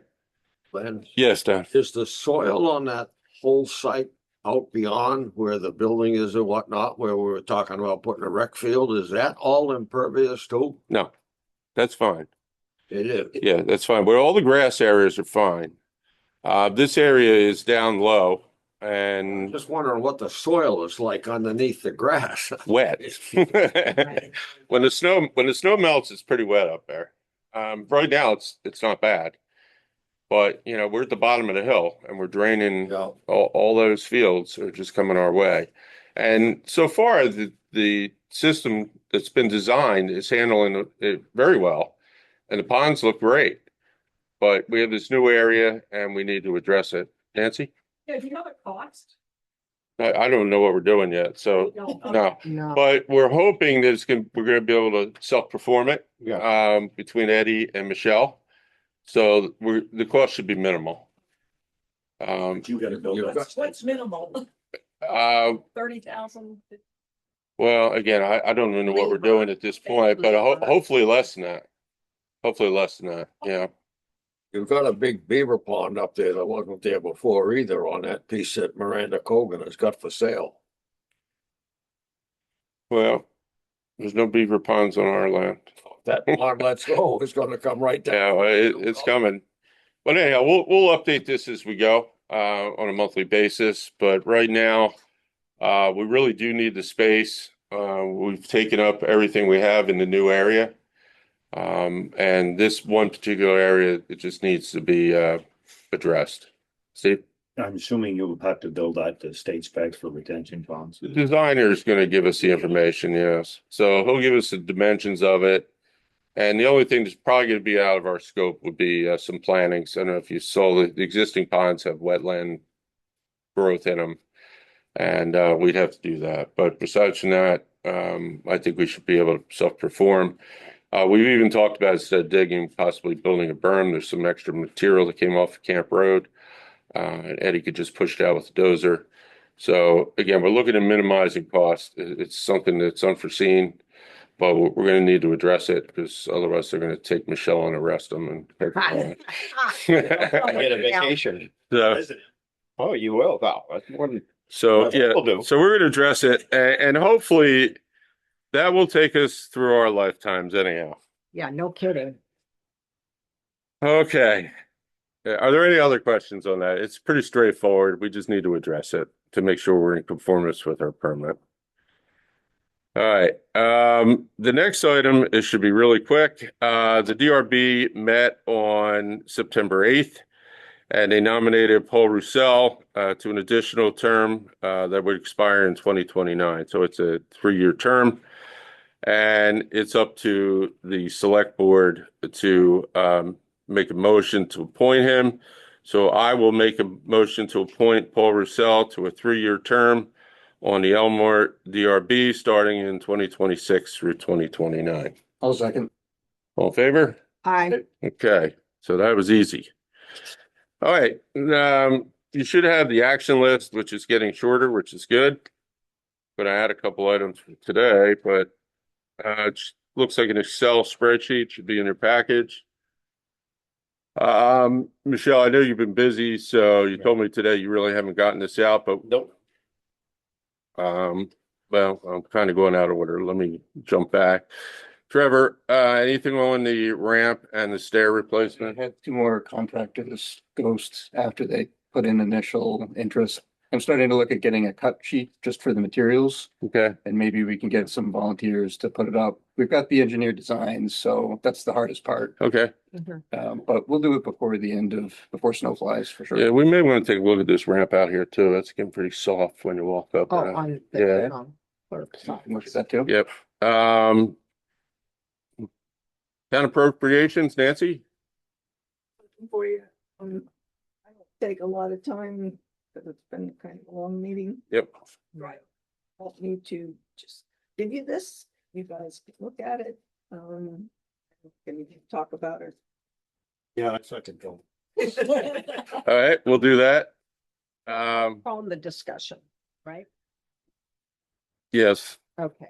and Nancy, also you have the emergency plan we put on the website. Oh, that was Trevor. So you suggested it, yes. It's been a long meeting.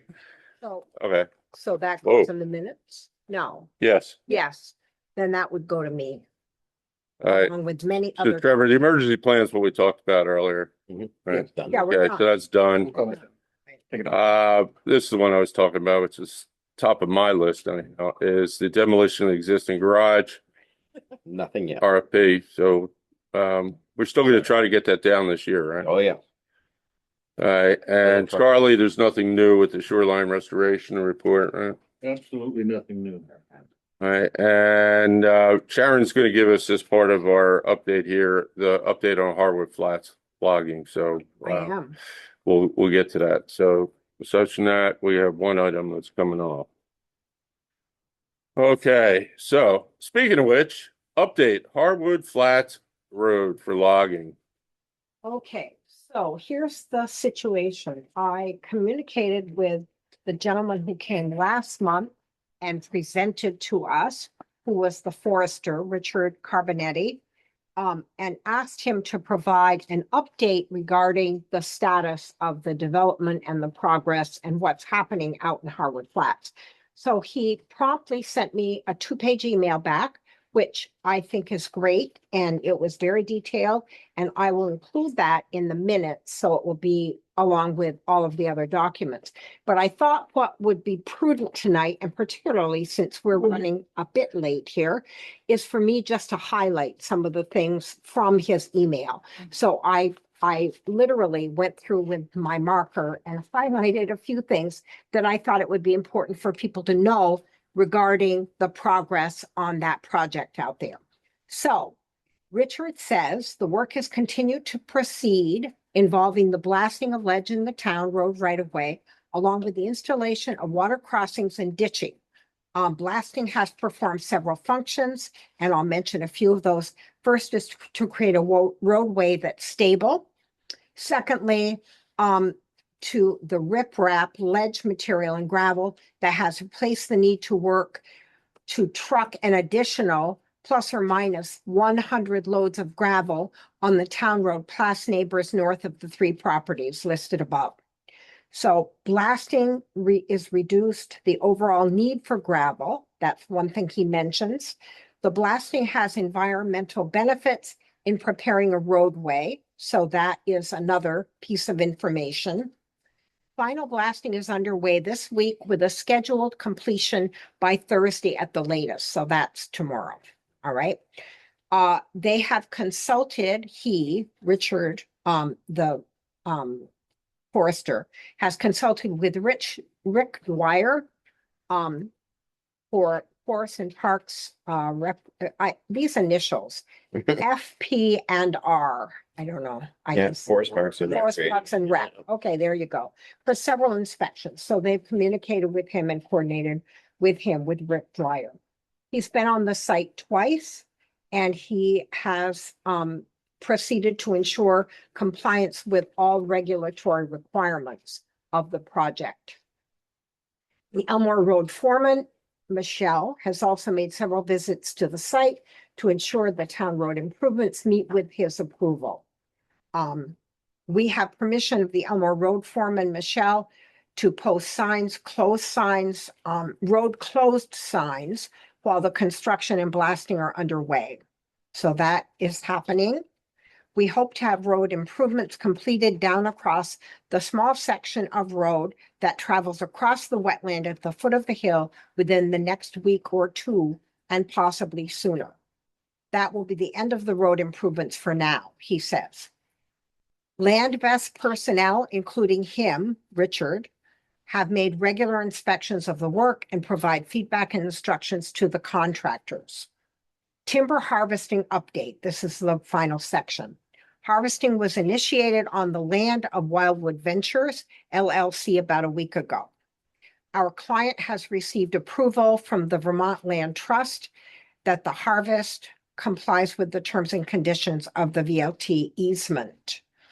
The harvest amendment to the forest management plan was also reviewed and approved by the Lamoille County Forester.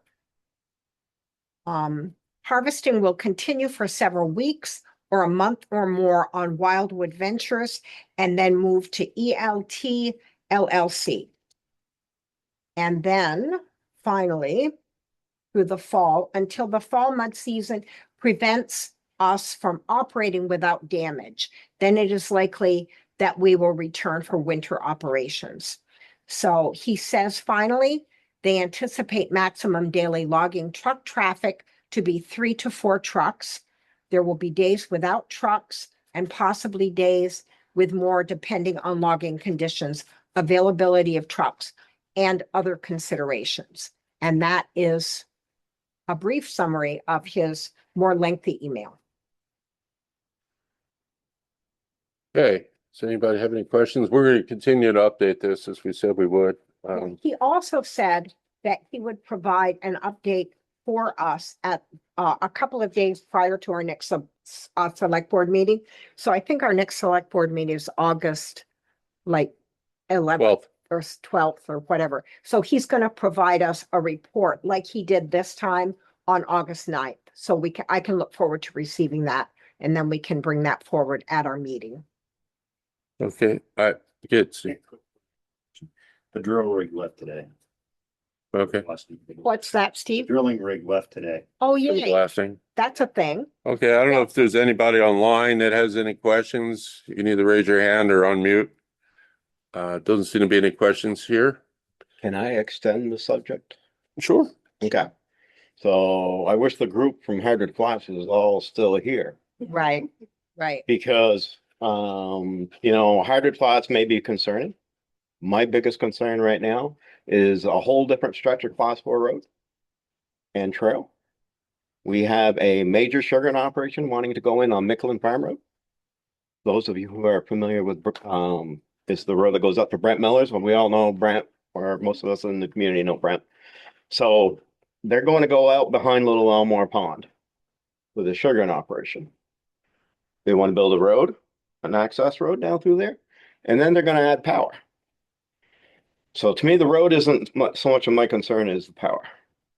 Once we put power out to such a remote area, we're opening the door to a lot of other possibilities. For development. I'm not going to say what could happen out there. I'm just saying you're not just having one option out there. You're going to have two options out there. So,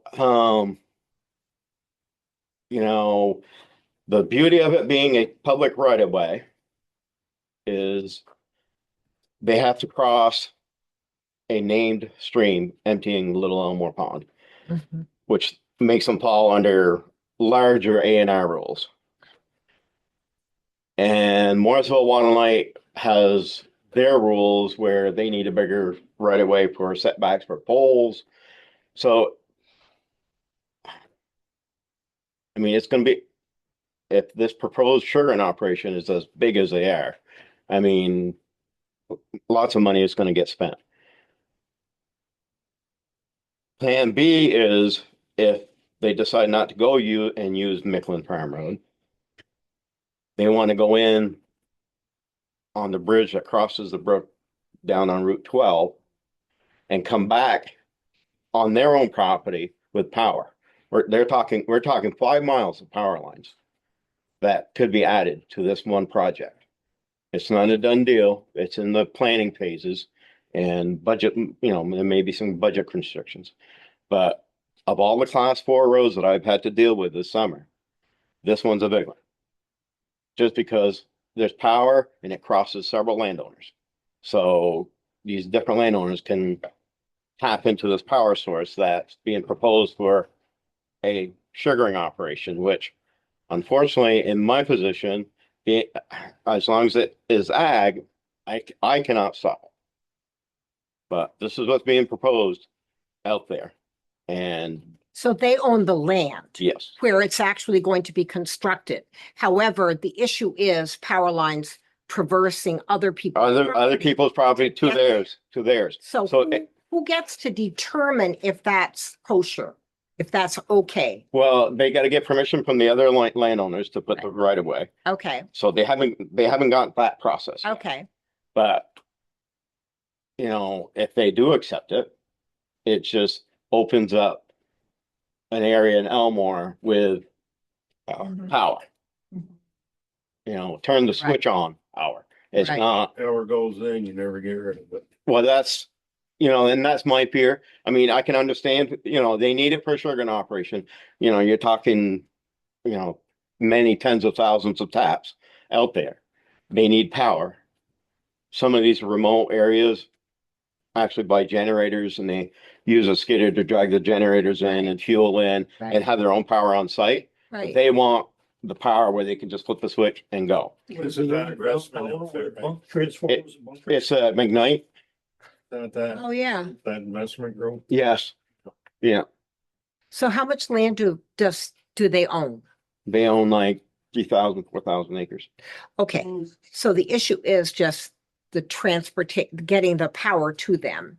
Well, From your point of view, that's a concern. that's my biggest concern. Right. I mean, I can understand building a road to get to your sat tanks and, you know, whatever equipment you have out there. I can understand that part. And that wouldn't bring in on any other development potentials. Right. So can we deny it?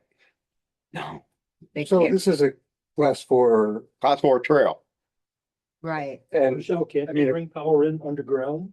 That's also an option, but I'm just saying this opens up this real estate Right. to Right. development.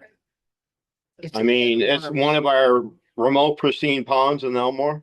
Yeah. It's one of our very remote, you know, it's known wildlife corridors, you know, they're registered with the state of Vermont.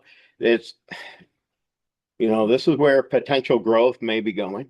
So it's Little Elmore Yes, that would be traversed, or it would be that area. that It's area. the area behind Little Elmore. Yeah. Yep. Yeah. So you've got the landowners down to the pond, then you've got the major landowner that's behind the pond.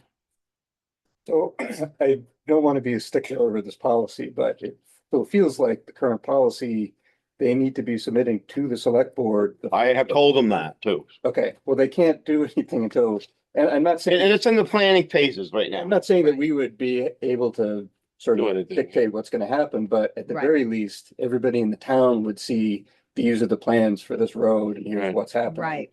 That I feel like is the most important thing to. Okay, it's not like somebody's adding, you know, 200 feet to the road to get to their house. Yeah. They're Right. adding miles. Yeah. Right.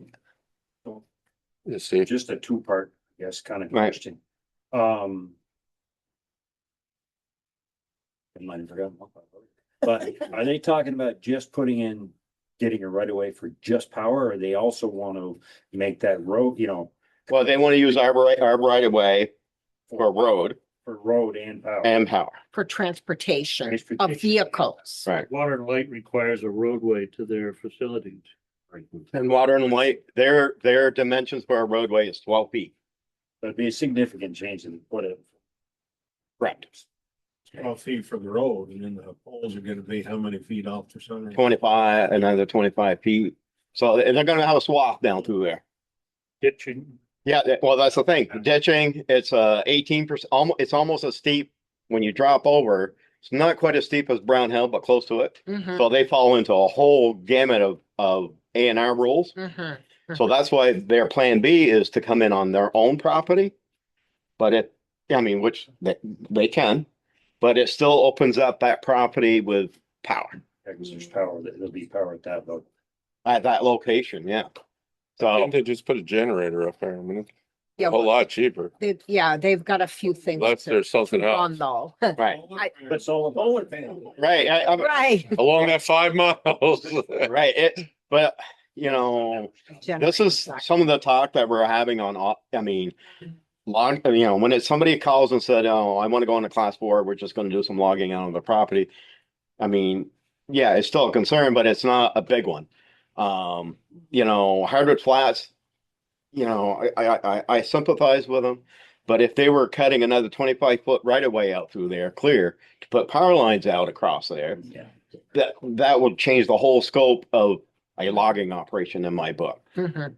So, you know, I know this is it's going under a sugaring operation, but it's still, It's a commercial. it's going to be, yeah, well, that's the thing. It's a commercial scale sugaring operation, and it's got commercial power.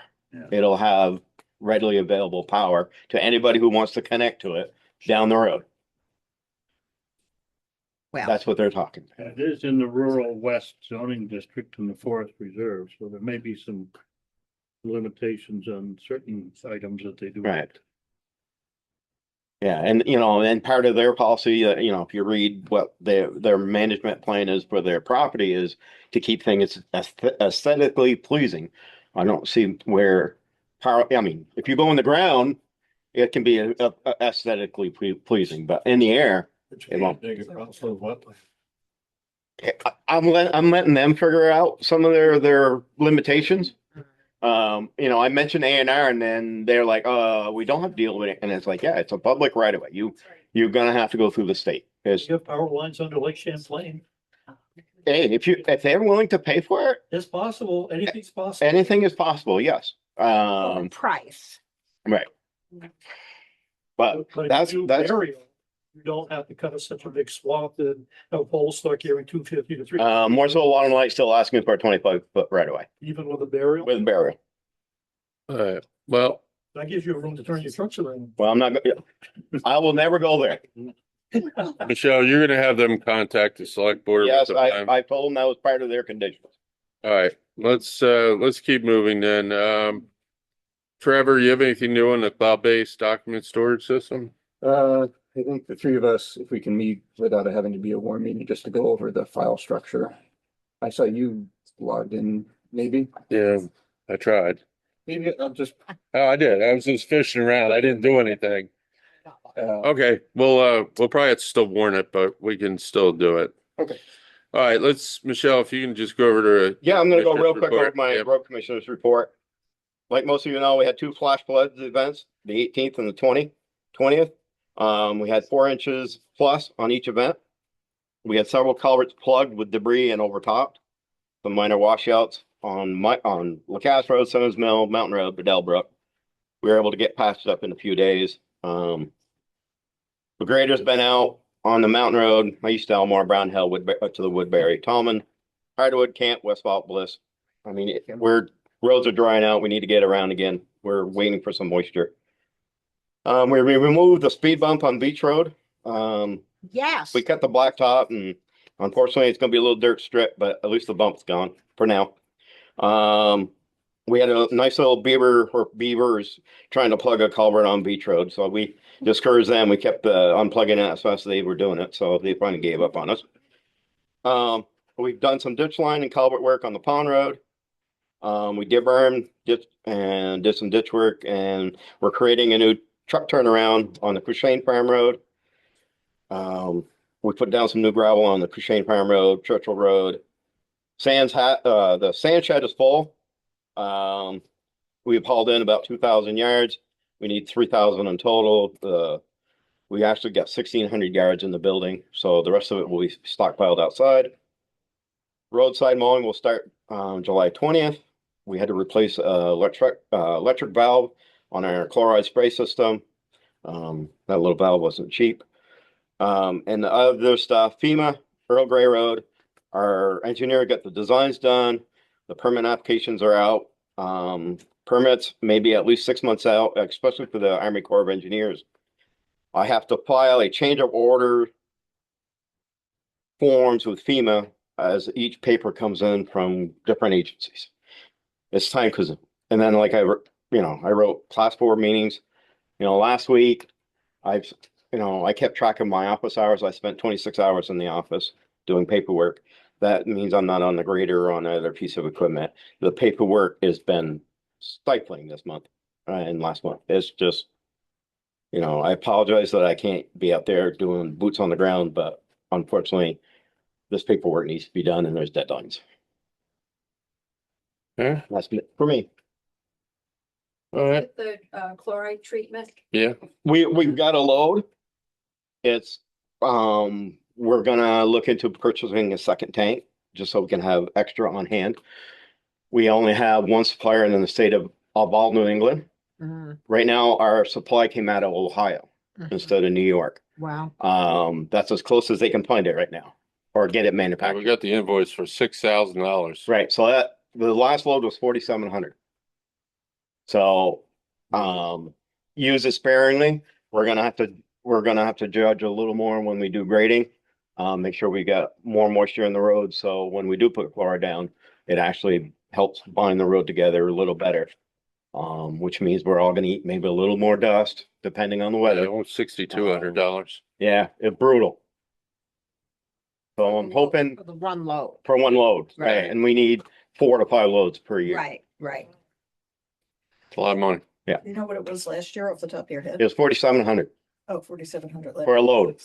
Right, so it was $1 a gallon, Yeah, significant. Yeah. Now we're at 62. Yeah. right? For the last 20 years, it's been $1 a gallon.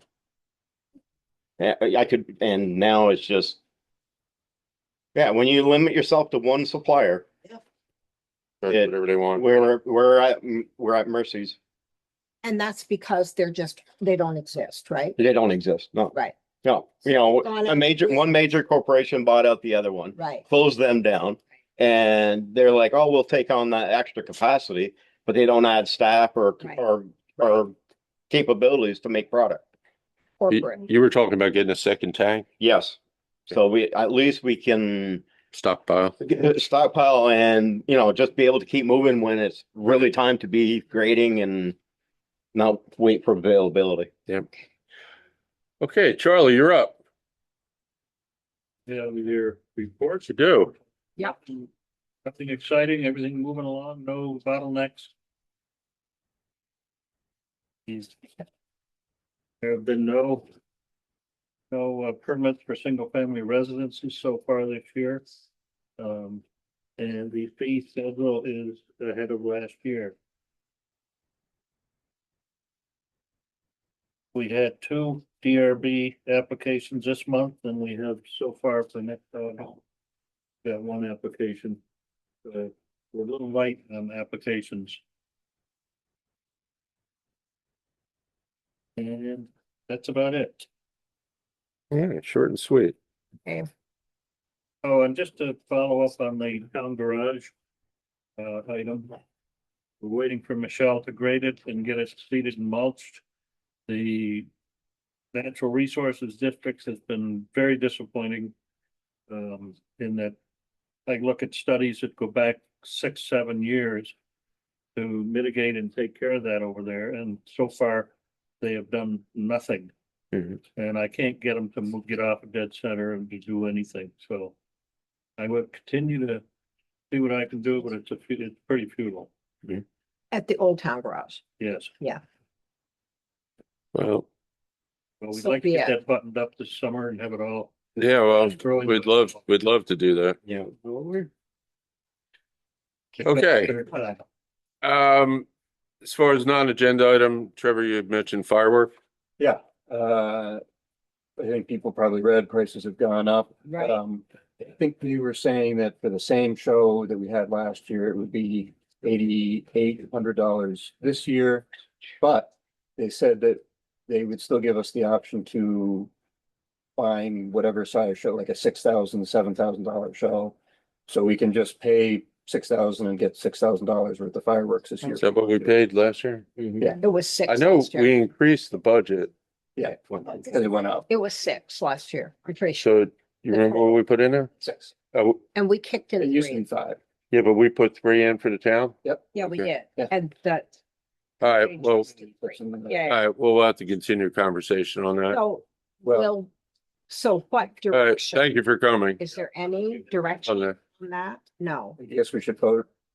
We should vote. Should we? No, we budgeted We 3,000. budgeted 3,000, We so budgeted 3. So you're working with that parameter. So we'll That's do that. Yeah. 6,000. unless somebody wants to put in Yeah. more money. Right. If No. everybody complains it was a small show this year, we can. 6,000.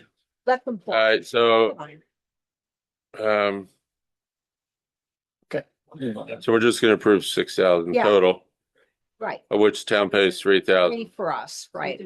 For the town. No And change. All right, so I'll just so we make it official, I'll make a motion to approve a maximum of $6,000, of which the town will pay $3,000 for fireworks And I on will Labor Day. second that motion. Okay, You could show reruns of the news from, New York or something? no, from Iran and, Oh, yeah, Right. there you go. Or we could watch the Brooklyn Bridge catch fire from the Right. fireworks. Nancy, Jason wanted me to, I think it was maybe a year and a half ago, you guys approved $250 to do the dark sky application. And we're gonna do that. Yeah. that's fine. We vote. Okay. We vote on the fireworks. Oh, Oh, all in favor? Aye. Aye, we okay. did, sort of. Okay, we're now going to enter into executive session. So we thank everybody for attending Yeah, thank you all. and we'll pull the meeting over. Meetings.